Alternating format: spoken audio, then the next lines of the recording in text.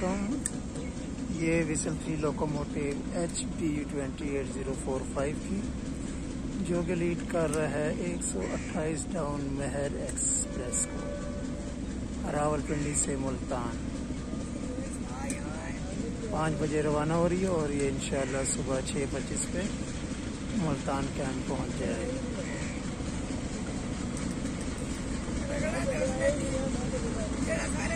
Parallel action 305 Piaggio 20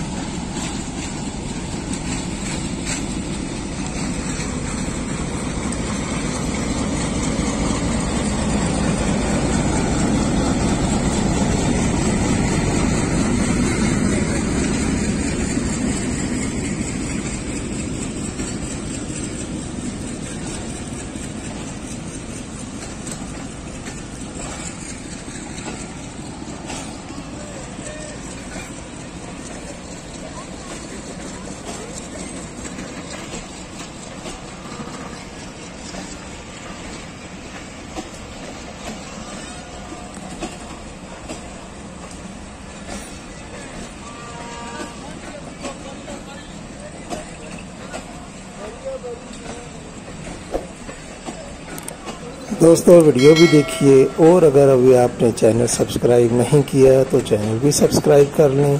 शुक्रिया।